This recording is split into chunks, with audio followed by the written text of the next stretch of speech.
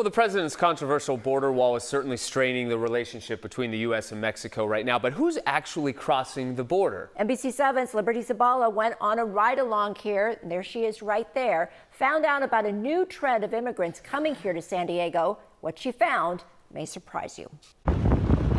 Along the border, Agent James Nielsen tracks the movement of everything from drugs to people. Okay, there's a groove, and now all of a sudden it gets flat. Why'd it get flat there? Some areas here are protected by not one, but two fences, and some areas of the fence have many cuts. This is the fencing that separates the U.S. from Mexico, and we are in the southwest corner of the Otay mountain range, where you could see the infrastructure and then the real work for Border Patrol agents begins. These are areas where we use different types of technology to assist us. Surveillance cameras and even agents on ATVs try to stop anything that crosses. But they've seen a recent spike in crossings of a different type. We have seen a dramatic increase of other than Mexican people crossing the border illegally. According to the Pew Research Center, for years, the number of Mexican nationals crossing illegally into the U.S. has gone down. But agents say they've been apprehending more and more immigrants from other countries. Central America, and then China, Romania, India, Pakistan, all over. CBP San Diego says the largest, most recent numbers are coming from Central America, India, and Nepal. But I've also come across other than Mexicans who actually present themselves to us. In 2015, San Diego sector agents apprehended more than 2,000 immigrants from countries other than Mexico. Last year, they apprehended more than 6,000. They're on track to pass that number this year. They could be claiming political asylum or whatever you have, religious, they're claiming asylum of some kind. Spend a few minutes to read about the journeys that these people have taken.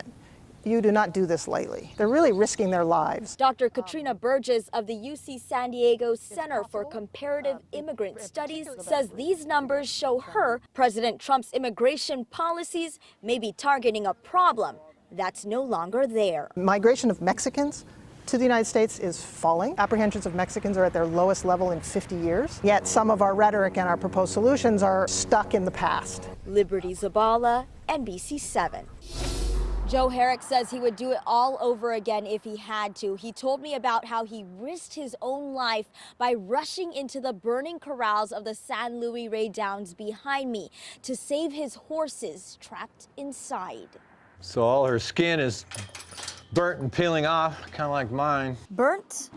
We're at the same stage. But not beaten. How you doing, lovely? Joe Herrick and his prized filly almost have matching wounds from the day they narrowly escaped the lilac fire. I've been through a lot of fires, but I've never seen anything like this. And the palm trees just exploded like Roman candles and started throwing debris everywhere. Joe ran towards the fire, swallowing up San Luis Rey Downs, desperate to save his 8 horses, including Lovely Finish. He battled a hurricane of fire, and at one point, he says, a ball of flames struck them both. You're just kind of in shock and horrified at the same time. Despite his efforts, Joe regrets not saving them all. 6 of his horses It was died in the flames.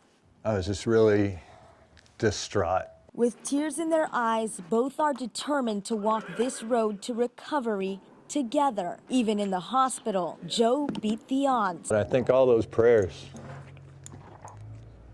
I was out in 12 days, and I feel like, I'm a walking, talking miracle. But as the smoke clears, Joe sees Lovely Finish as his miracle. She's racing fit, so. She is far from the sight of strength and speed from a month before. At this Del Mar race where she galloped fast from behind to finish second place at her very first race.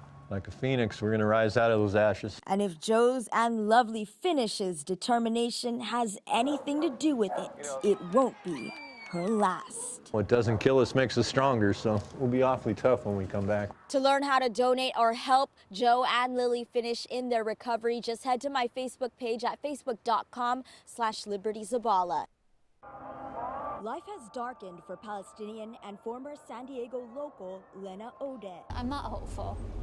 It's scary. After President Trump recognized Jerusalem as the capital of Israel. But former Encinitas local and Israeli Jeremy Danzig sees life in Israel much brighter. It's good to know that there are people that are still on the side of truth. Both left their lives in San Diego for one smack dab in the middle of a decades-long conflict. Lena traded a cushy life in La Jolla to become a teacher in a land now riddled with protests and tear gas.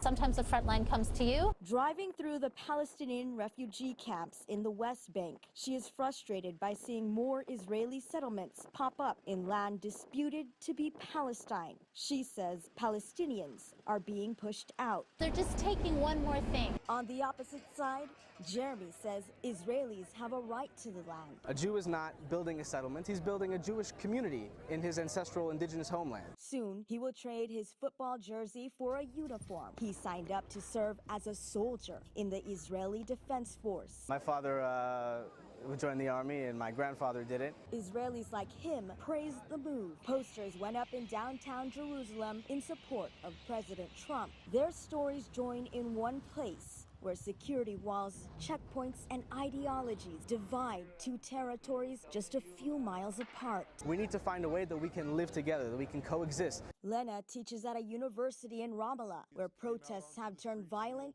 and deadly. You're angry and you just get out there and you get in the streets. Cinder blocks still scatter near checkpoints where protesters and Israeli forces clash. A force Jeremy will soon join in March. But these two San Diegans found their calling here. To contribute to ideas academically, to be a part of something greater than just existing under occupation. One as a teacher, the other as a soldier. To have equal rights, sovereignty, self-determination, just like any other people in the world. Both hoping for a peaceful future. Until then, neither will give up on their new home. President Trump says he plans to move the U.S. Embassy from Tel Aviv to Jerusalem, but has not yet set a date. Meanwhile, other countries have indicated they may also follow suit. In Bethlehem, I'm Liberty Zabala.